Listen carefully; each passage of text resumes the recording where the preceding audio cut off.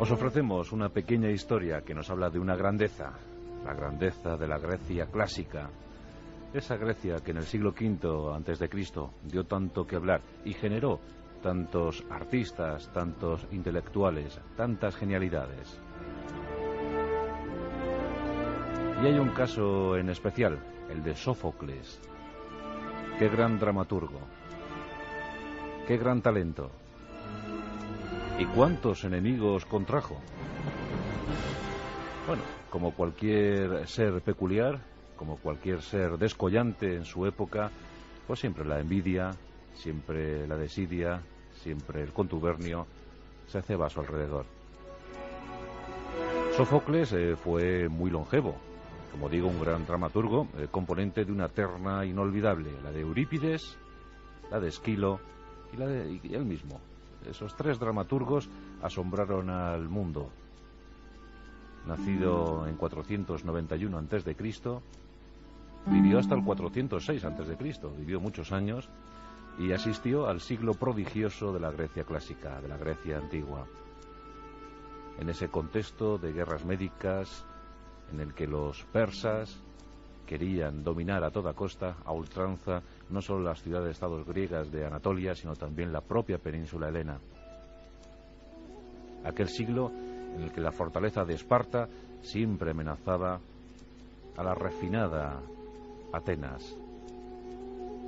Esa ciudad, la mítica, la legendaria ciudad del Partenón, donde dominaba un tal Pericles. Por eso se llamó el siglo de Pericles, ese siglo V a.C. Y Sófocles fue un gran amigo de Pericles. El gobernante ateniense le concedió muchos cargos, incluso Sófocles llegó a ser estratega, pero sobre todo en lo que brilló, en lo que destacó, fue su concepción teatral. Su gran talento para concebir las mejores escenografías. Incorporó el tercer actor, por ejemplo. Hasta entonces las obras teatrales griegas quedaban conformadas, quedaban integradas por dos actores que procuraban estupendos diálogos entre sí. Pero con Sófocles llega el tercer actor. Ya con 17 años dirigió una obra en la que se representaba la victoria griega en Salamina frente a las tropas persas. Sófocles, sin duda alguna, un tipo muy estimable y muy prolífico. Llegó a escribir 123 obras.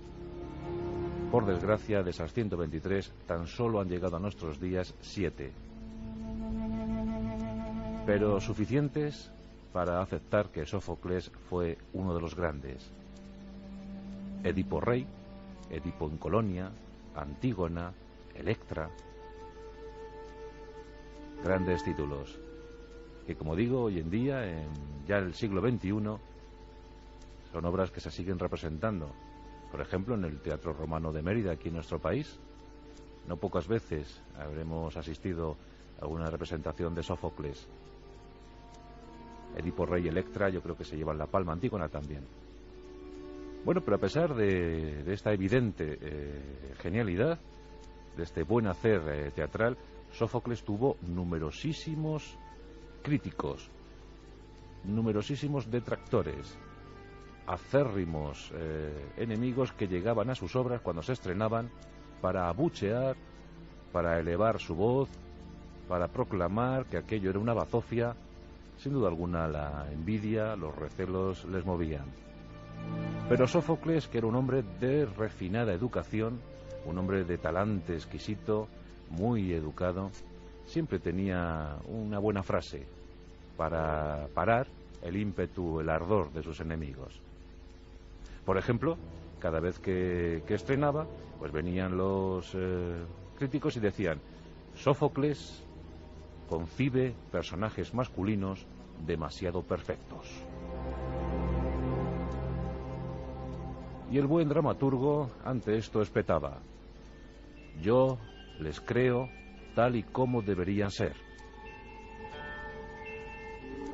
Yo creo que eso ya lo decía todo, ¿verdad? Él hacía al personaje masculino perfecto, porque era así, porque tenía que estar cuajado de virtudes, entregadas siempre por los dioses, porque los personajes de Sófocles aceptaban los designios divinos, Otra cosa es que el hombre vulgar, procurara en su camino vital llenarse de defectos.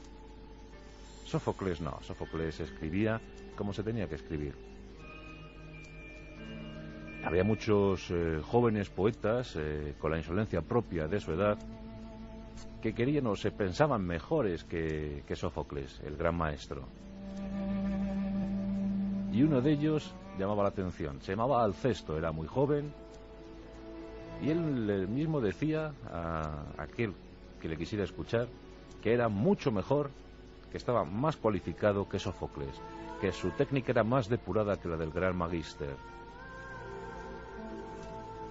En una ocasión Sófocles estaba muy cansado y dijo a un grupo de contertulios: estoy agotado, he necesitado 3 días para concebir 3 versos. Alcesto se encontraba muy cerca de aquella reunión y no tardó en acercarse, no tardó en llegar para decir: en esos 3 días yo he compuesto 300 versos.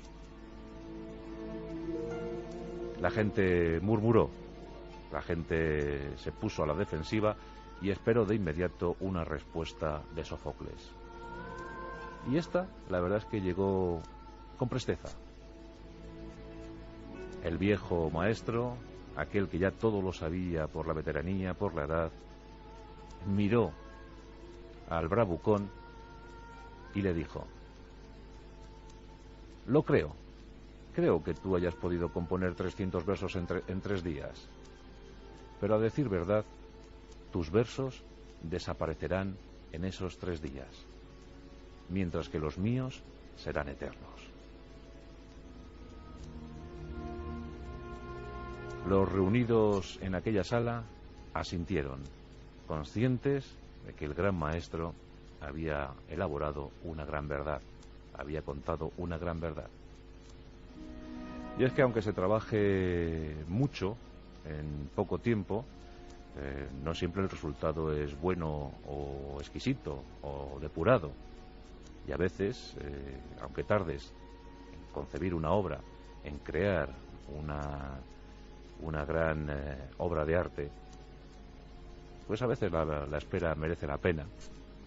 Y si sale poquito pero bueno, eso sin duda alguna tendrá garantía de perdurar en el tiempo. Y la prueba es que hoy en día, ¿quién conoce a Alcesto? ¿Quién conoce su obra? En cambio, todos sabemos perfectamente quién fue Sófocles, el gran dramaturgo ateniense. Cuando falleció en 406 a.C., sus conciudadanos le lloraron con dolor y recordaron durante muchas generaciones la figura de aquel que también había servido a la cultura de su país, a la cultura de Atenas. Y con él se fue un siglo maravilloso, un siglo fecundo para Grecia. Ya nada volvería a ser lo mismo. Tantos tiranos, tantas guerras, y unos años más tarde, un tal Alejandro Magno. Ahí es nada, pero queda para el recuerdo el siglo V a.C., aquel en el que nacieron las mentes privilegiadas de toda una cultura, aquella cultura que germinó posteriormente en nuestras formas democráticas. Lo que hoy somos se lo debemos en buena parte a Grecia, en buena parte a Roma. Y lo que hoy podemos disfrutar también se lo debemos a aquellos que concibieron la futura existencia en ese siglo V a.C. Uno de ellos, desde luego, Sófocles, nuestro protagonista hoy en La Rosa de la